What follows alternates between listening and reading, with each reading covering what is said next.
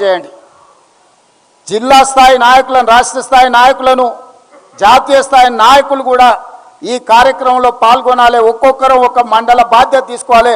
నేను కూడా ఒక మండలం బాధ్యత తీసుకుంటా. ప్రత్యేకంగా ముఖ్యమంత్రిగా కార్యక్రమాలు చేయడమే కాదు, ఒక మండలం బాధ్యత, ప్రతి గ్రామంలో పని జరిగిందా లేదా చూసే బాధ్యత, పర్యవేక్షించే బాధ్యత ముఖ్యమంత్రిగా నేను కూడా ఒక మండల బాధ్యత తీసుకుంటా. ఈ పార్టీలో జాతీయ స్థాయి నుంచి జిల్లా స్థాయి వరకు ఉన్న నాయకులు అన్ని మండలాలకు ఒక్కొక్కరు బాధ్యత తీసుకొని 20 తారీఖు నుంచి 30 తారీఖు లోపల ఈ కార్యక్రమాన్ని నిర్వహించడానికి అవసరమైన కార్యాచరణ తీసుకోవాలి. ప్రతి ఒక్క మండలానికి ఒక నాయకుడి పేరు మీరు అధికారికంగా ప్రకటించాలి. ఆ నాయకుడిదే ఆ మండలంలో బాధ్యత. ఆ మండలంలో ఏదైనా కార్యక్రమాలు జరగలేదంటే ఆ నాయకులే దాని మీద పూర్తి బాధ్యత తీసుకోవాలి. మీరు ఆ విధంగా కార్యాచరణను నిర్ధారించండి. అదేవిధంగా ఫిబ్రవరి 3 తారీఖు నుంచి 9 ఉమ్మడి జిల్లాలు ఉన్నాయి మనకు. హైదరాబాదు జిల్లాలో ఉపాధి హామీ ఉండదు కాబట్టి మిగతా గ్రామీణ ప్రాంతాల్లో ఉన్న 9 జిల్లాలలో ఫిబ్రవరి 3 తారీఖు నాడు మహబూబ్ నగర్ జిల్లాలో మొదలుపెట్టి ప్రతిరోజు ఒక్క జిల్లాలో ఒక్కొక్క 1,00,000 మందితోని దీనికి వ్యతిరేకంగా పెద్ద ఎత్తున బహిరంగ సభలు చేద్దాం. 9 జిల్లాలు నేను పర్యటన చేస్తా. ఫిబ్రవరి 3 తారీఖు నాడు మొదలుపెట్టి 9 జిల్లాలల్లో నరేంద్ర మోడీ గారి యొక్క దుర్మార్గమైన ఆలోచన, పేద ప్రజల యొక్క వ్యతిరేక చట్టం, రైతు కూలీలను కట్టు బానిసలుగా మార్చడానికి చేస్తున్న ప్రయత్నాన్ని తిరస్కరిస్తూ 9 జిల్లాలల్లో పెద్ద ఎత్తున సభలు పెట్టాలి. ప్రతి సభకు ఒక మంత్రికి బాధ్యత ఇచ్చి 9 సభల నిర్వహణ కూడా దీన్ని ముందుకు తీసుకెళ్ళాలి. ఈ నిర్వహణ బాధ్యతను, సమన్వయ బాధ్యతను పొంగులేటి శ్రీనివాసరెడ్డి గారిని తీసుకోవాల్సిందిగా నేను చెప్తున్నాను. టోటల్గా పర్యవేక్షణ, ఈ అన్ని కార్యక్రమాల పర్యవేక్షణకు ఈరోజు మహేష్ కుమార్ గౌడ్ గారు, బట్టి విక్రమార్క గారు, అక్క మీనాక్షి నటరాజన్ గారు, వీళ్ళు ముగ్గురు టోటల్ కార్యక్రమాలను పర్యవేక్షిస్తారు. ఈ కార్యక్రమాలకు రాష్ట్ర స్థాయిలోనే కాకుండా జాతీయ స్థాయిలో సోనియా గాంధీ గారు వస్తే అత్యంత సంతోషపడే వ్యక్తిని. ఎందుకంటే ఈ చట్టానికి రూపకల్పన చేసి ఈ చట్టాన్ని మనకు అందించింది శ్రీమతి సోనియా గాంధీ గారు. వారు ఒక కార్యక్రమంలో ఎక్కడైనా పాల్గొనే విధంగా, ముఖ్యంగా ఈ ఉపాధి హామీ చట్టాన్ని రాష్ట్రంలో అమలు చేస్తున్నది ఆ శాఖ పంచాయతీరాజ్ సీతక్క గారు.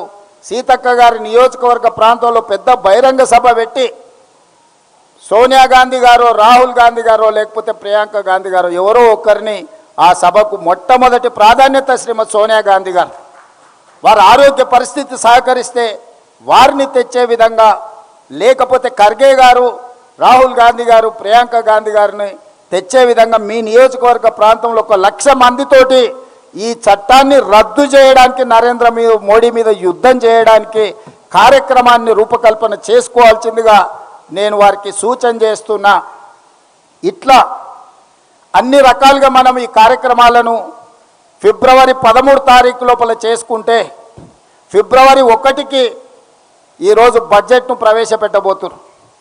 ఈ 20 తారీఖు నుంచి 30 తారీఖు లోపల మీరు చేసిన తీర్మానాలన్నిటినీ మన పార్లమెంట్ సభ్యులు గ్రామ సభల తీర్మానాన్ని తీసుకెళ్ళి లోక్సభలో రాహుల్ గాంధీ గారికి, రాజ్యసభలో మల్లికార్జున్ ఖర్గే గారికి ఇచ్చి ఈ అంశాలను పార్లమెంట్ సమావేశాలల్లో మొట్టమొదటి రోజు బడ్జెట్ సమావేశాలలోనే నరేంద్ర మోడీ గారు తెచ్చిన చట్టానికి వ్యతిరేకంగా నిరసన కార్యక్రమాలలో మన పార్లమెంట్ సభ్యులు కూడా పాల్గొనే విధంగా కార్యాచరణను నిర్ధారించుకోవాలి.